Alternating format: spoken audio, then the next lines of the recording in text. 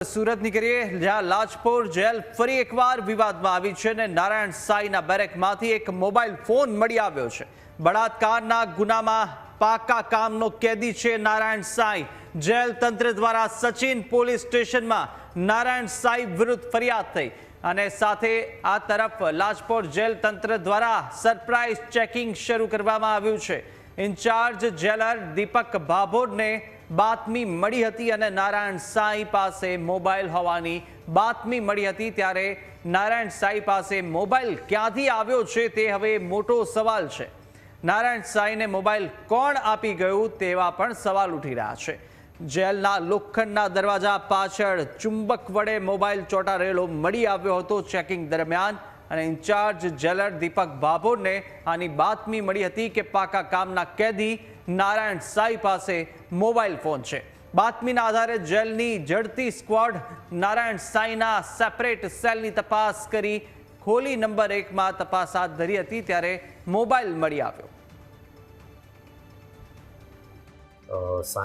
નારાયણ સાંઈ આસુમલ હલ્પલાની લાજપોર મધ્યસ્થ જેલમાં judicial custody હેઠળ છે।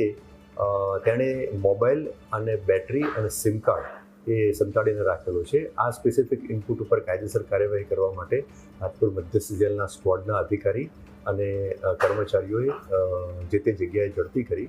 તો એમાં બેરેક નંબર 1માં દરવાજાની જોડે મેગ્નેટથી એક મોબાઈલ સંતાડેલો હતો, મેગ્નેટ રાખી અને એ મોબાઈલ મળી આવ્યો। આમ મોબાઈલ, બેટરી અને સિમ કાર્ડ આમ પ્રતિબંધિત વસ્તુઓ નારાયણ સાંઈના બેરેકમાંથી મળી આવી, જે અનુસંધાને નારાયણ સાંઈના વિરુદ્ધમાં સચિન પોલીસ સ્ટેશનમાં એક ભારતીય ન્યાય સંહિતા અને ધ પ્રિઝન એક્ટની વિવિધ કલમો હેઠળ ગુનો રજીસ્ટર કરવામાં આવેલ છે। વધુ વિગતો મેળવીએ સંવાદદાતા અમિત ફોન લાઈન પર જોડાયા છે। અમિત, નારાયણ સાંઈ કે જે જેલમાં ફોન પર વાતચીત કરતા હોવાનું સામે આવ્યું છે, તેની પાસેથી મોબાઈલ ફોન મળી આવ્યો છે, કેવી રીતે ખબર પડી અને સાથે હવે કયા પ્રકારની કાર્યવાહી થઈ રહી છે? જી ચોક્કસથી સમગ્ર ઘટનાની જો વાત કરીએ તો સુરતની આ જે લાજપોર જેલ છે હાઈટેક જેલ ગણવામાં આવે છે, પરંતુ હાઈટેક જેલ અવારનવાર વિવાદમાં આવે છે। ફરી એક વખત આ જેલ એટલા માટે વિવાદમાં આવી છે કે પાકા કામના કેદી તરીકે સજા ભોગવી રહેલા નારાયણ સાંઈની બેરેક છે તેમાંથી જ એક મોબાઈલ મળી આવ્યો છે। ઇન્ચાર્જ જેલર છે તેમને બાતમી મળી હતી કે નારાયણ સાંઈના બેરેકમાં મોબાઈલ છે અને બાતમીના આધારે તપાસ કરતા જે ખોલી નંબર 1માં કે જે નારાયણ સાંઈને રાખવામાં આવ્યા હતા તેમાંથી લોખંડના દરવાજા સાથે ચુંબક વડે ચોંટાડેલો ફોન મળી આવ્યો હતો।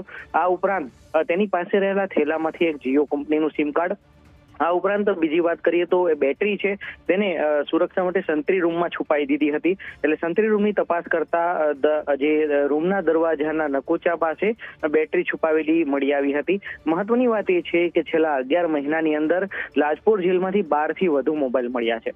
એટલે અવારનવાર મોબાઈલો મળવા, સિમ કાર્ડો મળવા, તેને જ લઈને લાજપોર જેલ છે ફરી એક વખત વિવાદમાં આવી છે ને પાકા કામના કેદી ના બેરેકમાંથી મોબાઈલ મળતા જે લાજપોર જેલની સુરક્ષા વ્યવસ્થા પર પણ સવાલો ઉભા થયા છે। બિલકુલ અમિત, માહિતી સાથે જોડા બદલ આપનો આભાર।